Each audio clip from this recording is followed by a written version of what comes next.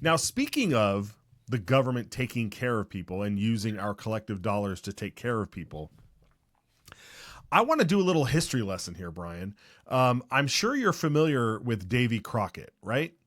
Now, I've heard of him. Yeah, and Davey Crockett was also a congressman back in the day, and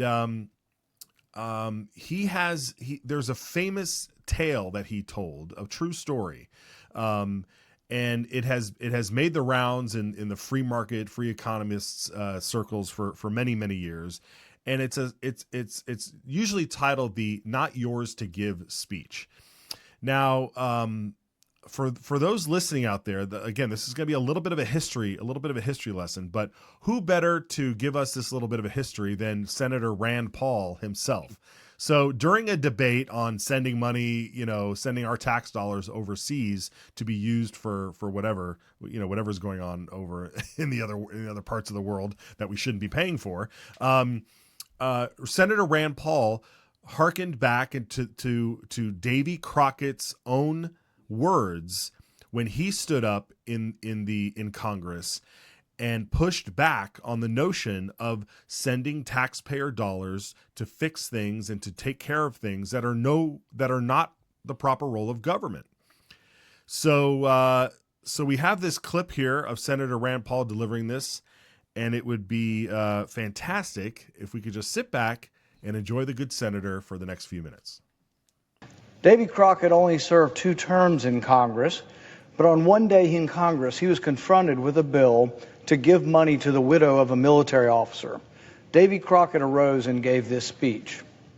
Mr. Speaker, I have as much respect for the memory of the deceased and as much sympathy for the suffering of the living, if suffering there be as any man in the house, but we must not permit our respect for the dead or our sympathy for a part of the living to lead us into an act of injustice to the balance of the living. We have the right as individuals to give away as much of our own money as we please in charity, but as members of Congress, we have no right so to appropriate $1 of the public money. Davey Crockett continued, I'm the poorest man on this floor. I cannot vote for this bill, but I will give a 1 week's pay. I will give my check for 1 week, and if every member of Congress were to do this, it will amount to more than this bill asked for. When Crockett finished, there was silence, and remarkably, the bill failed.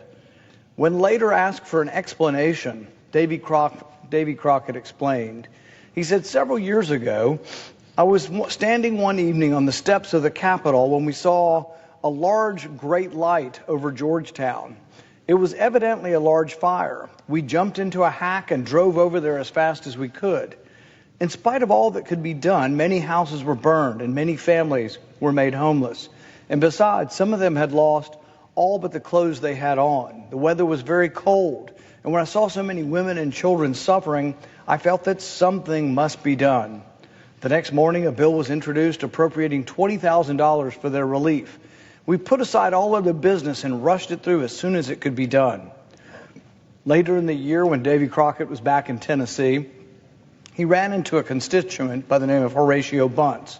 Crockett asked him for his vote, and Horatio Bunce responded thusly. He said, "You'd better not waste your time on my vote. I shall not vote for you again. Your vote last winter shows that either you have not the capacity to understand the Constitution or that you're wanting in honesty and firmness to be guided by it. Because the Constitution, to be worth anything, must be held sacred and rigidly observed in all its provisions. The man who wields power and misinterprets the Constitution is more dangerous the more honest he is." Horatio Bunce continued. He says, "No, Colonel, there's no mistake. The newspapers say that last winter you voted for this bill to give $20,000 to some who suffered from a fire in Georgetown. Is that true?" Congressman Crockett answered him, "Well, my friend, I may as well own up. You've got me there. But certainly nobody would complain that a great and rich country like ours couldn't give $20,000, the insignificant sum of $20,000 to relieve its suffering women and children."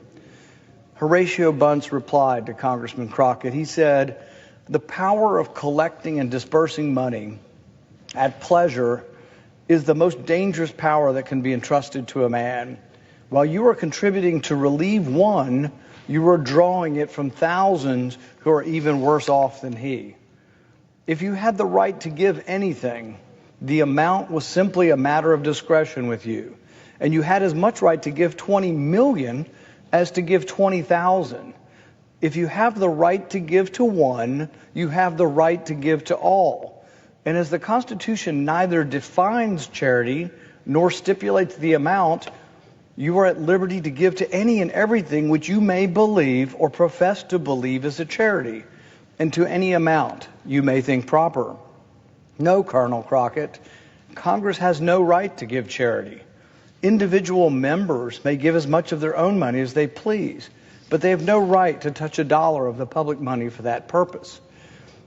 If twice as many houses had burned in this county in Tennessee as had in Georgetown, neither you nor any other members of Congress would have thought of appropriating a dollar for our relief. Bunce informed Crockett that if each congressman had shown their sympathy for the fire victims by giving 1 week's pay, it would have nearly covered the cost. But it was easier simply to give other people's money.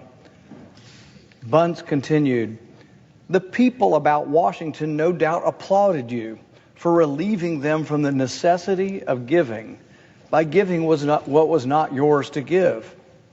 The people have delegated Congress by the Constitution the power to certain things. To do these, it is authorized to collect and pay monies, and for nothing else.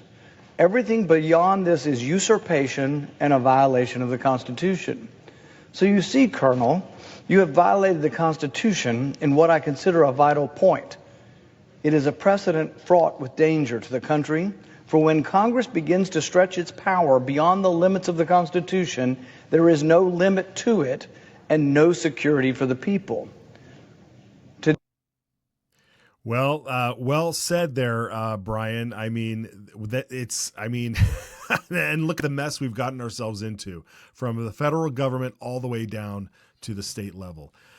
We play this clip because there was a very important bill that happened early this morning that we will get into. So, Brian, stick around here. We're going to get into that in just a minute. We'll be right back.